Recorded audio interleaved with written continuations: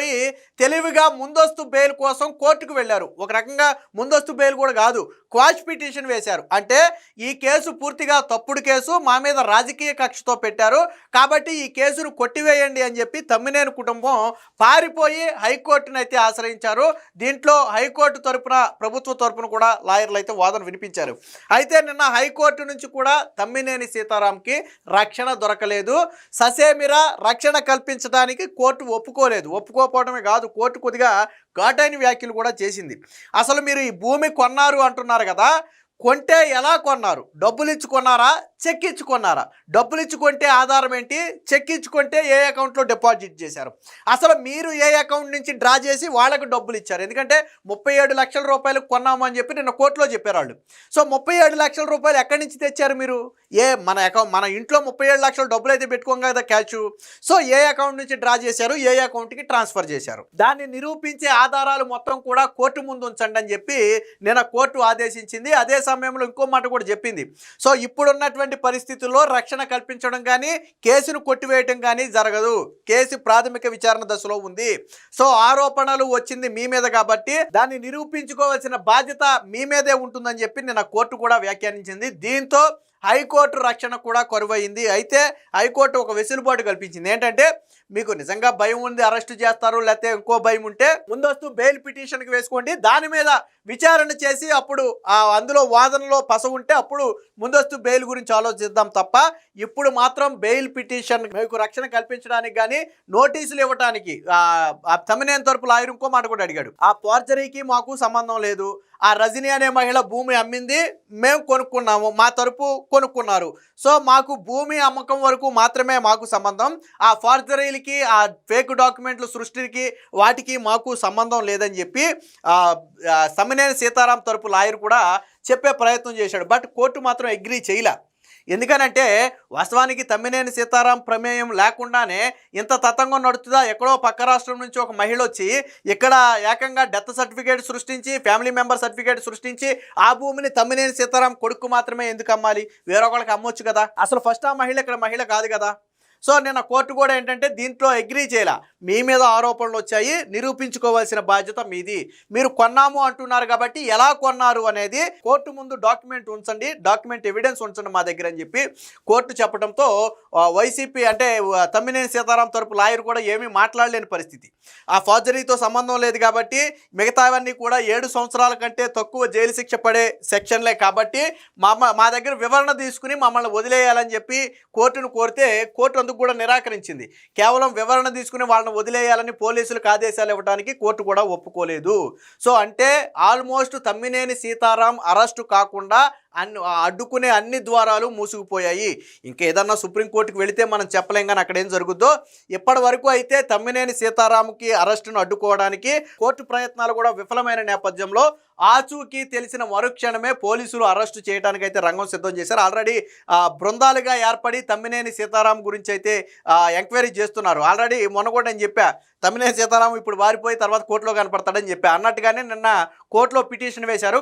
కాకపోతే అక్కడ కూడా తమ్మినేని సీతారాంకి అయితే రక్షణ రాలేదు. దీనికి సంబంధించినటువంటి వార్త ఒకటి వచ్చింది, ఒకసారి చూద్దాం కోర్టు ఏమందో. వైకాపా నేత తమ్మినేనికి హైకోర్టులో ఎదురు దెబ్బ, మీకు మీ కుటుంబ సభ్యులకు అరెస్టు నుంచి రక్షణ కల్పించలేం, డబ్బులు ఇచ్చి ఆస్తి కొన్నామని ఆధారాలు చూపించండి, ఫోర్జరీ అక్రమ రిజిస్ట్రేషన్ కేసులో న్యాయమూర్తి స్పష్టీకరణ.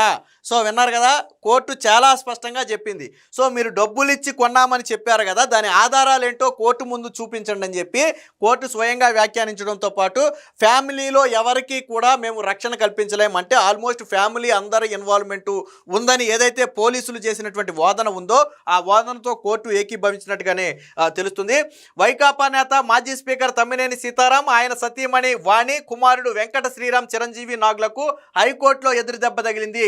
4 కోట్ల విలువైన భూమిని ఫోర్జరీ దస్త్రాలతో నాగు పేరుపై అక్రమంగా రిజిస్ట్రేషన్ చేయించుకున్నారంటూ కట్టా జయకిషోర్, ఎవరైతే కట్టా లింగేశ్వరరావు కనకలింగేశ్వరరావు కొనుక్కున్నాడో ఆయన కుమారుడు కట్టా జయకిషోర్ అనే వ్యక్తి ఇచ్చిన ఫిర్యాదు మేరకు శ్రీకాకుళం పోలీసులు నమోదు చేసిన కేసులో అరెస్టు నుంచి వారికి రక్షణ కల్పించేందుకు హైకోర్టు నిరాకరించింది. పిటిషనర్లకు నోటీసులు ఇచ్చి వివరణ తీసుకోవాలని పోలీసులను ఆదేశించలేమని తేల్చి చెప్పింది.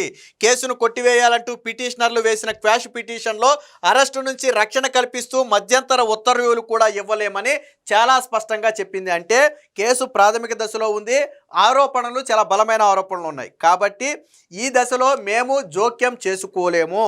మీ మీద ఆరోపణలు వచ్చాయి, మీరు కొన్నాము అని మీరు చెబుతున్నారు కాబట్టి ఆస్తిని ఎలా కొన్నారో దానికి సంబంధించినటువంటి ఆధారాలు, ముఖ్యంగా డబ్బు ఏ రూపంలో చెల్లించారు లాంటి ఆధారాలు కోర్టు ముందు ఉంచాలని చెప్పి నిన్న కోర్టు ఆదేశించింది. దీంతో వాళ్ళకు ఉన్నటువంటి ఒకే ఒక్క హోప్ ఏంటంటే మాకు ఫోర్జరీతోనో తప్పుడు సర్టిఫికేట్తో మాకు సంబంధం లేదు కాబట్టి అని కోర్టులో చెబితే కోర్టు నమ్ముతుంది.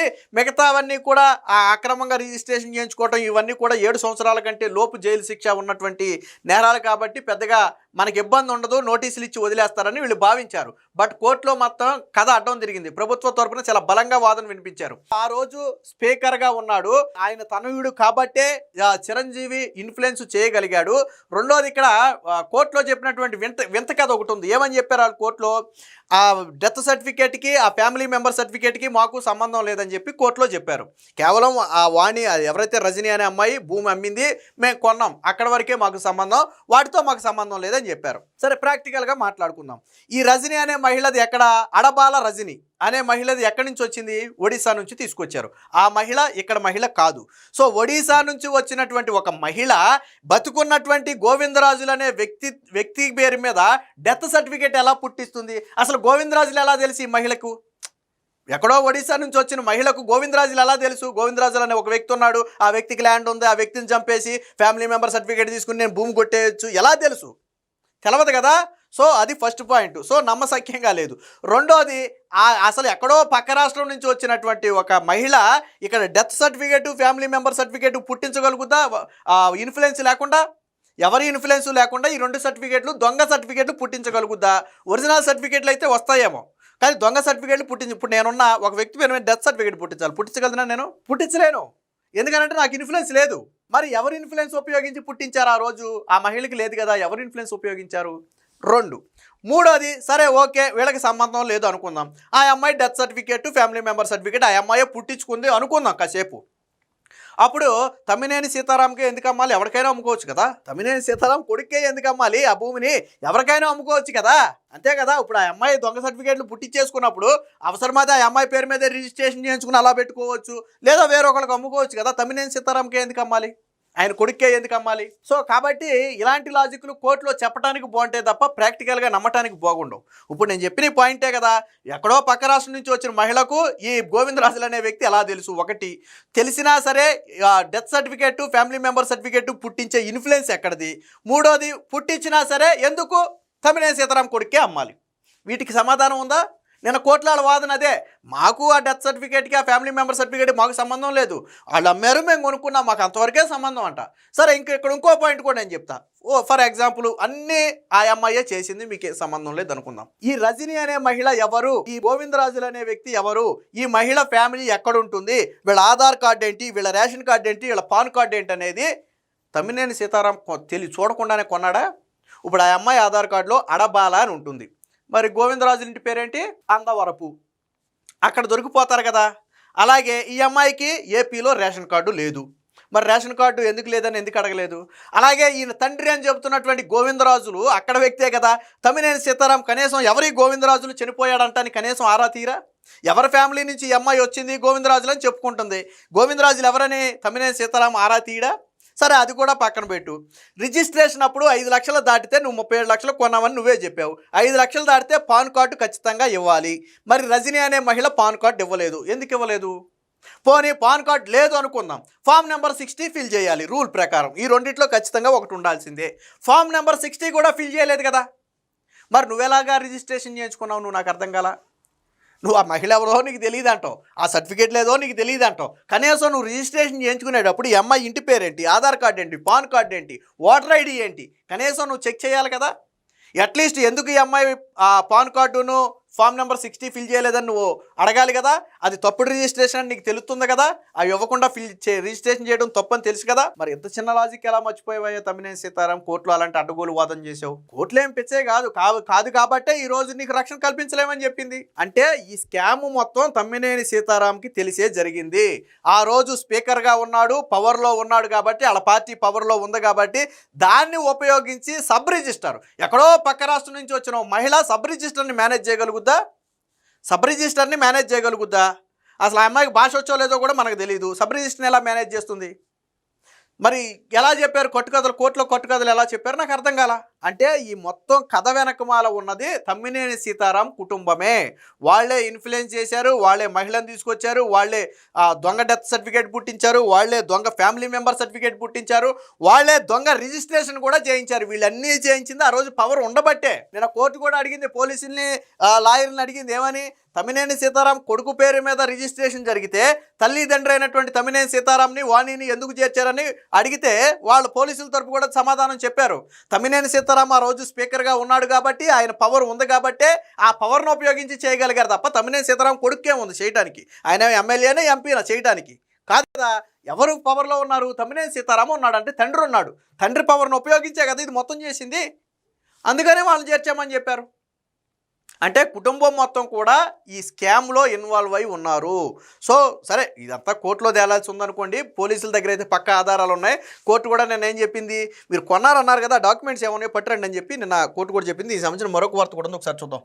ఒకవేళ అరెస్ట్ చేస్తారని ఆందోళన ఉంటే ముందస్తు బెయిల్ పిటిషన్ వేసుకోవాలని చూసింది. ఆ ఆస్తి విలువ ఎంతకు కొన్నారు, చెక్కు ఇచ్చారా, నగదు బదిలీ చేశారా, స్థలం కొనుగోలుకు సొమ్ము చెల్లించినట్లుగా ఆధారాలను మా ముందుంచి నిజాయితీని నిరూపించుకోవాల్సిన బాధ్యత మీపైనే ఉంది అని వారికి తేల్చి చెప్పింది. పూర్తి వివరాలతో కౌంటర్ వేయాలని చెప్పి ఇరుపక్షాలను ఆదేశిస్తూ కేసుని ఈ నెల 29కి అయితే వేయటం జరిగింది. సో ఫోర్జరీ ఆరోపణలు చెల్లదన్న పిటిషనర్లు. సో ఇక్కడ వీళ్ళు ఏం చెప్పారు చూడండి. పిటిషనర్ తరపు సీనియర్ న్యాయవాది వాదనలు వినిపిస్తూ శ్రీకాకుళం శివారు చాపారు పంచాయతీ పరిధిలోని భూమిని రజని అనే మహిళ నుంచి తమ్మినేని నాగు కొన్నారు. అందుకోసం వివిధ సందర్భాల్లో 37 లక్షలు చెల్లించారు. సొమ్ము చెల్లించడానికి రిజిస్టర్ సేల్ డీడ్ ఆధారం, మరణ ధృవీకరణ పత్రం, కుటుంబ సభ్యుల ధృవీకరణ పత్రం సృష్టించడంలో పిటిషనర్లకు సంబంధం లేదు కాబట్టి ఫోర్జరీ సెక్షన్లు చెల్లదు. మిగిలిన సెక్షన్లు 7 ఏళ్లలోపు జైలు శిక్షకు వీలున్నవే కాబట్టి బిఎన్ఎస్ సెక్షన్ 35/3 ప్రకారం నోటీసులు ఇచ్చి వివరణ తీసుకునేలాగా పోలీసులను ఆదేశించండి అని కోరారు. పోలీసుల తరపు వాదనలు కూడా వినిపిస్తూ కోట్ల రూపాయల ఆస్తిని కాజేసేందుకు పిటిషనర్లు మరికొంతమందితో కలిసి కుట్రపూరితంగా వ్యవహరించారు. తప్పుడు పత్రాలు సృష్టించడం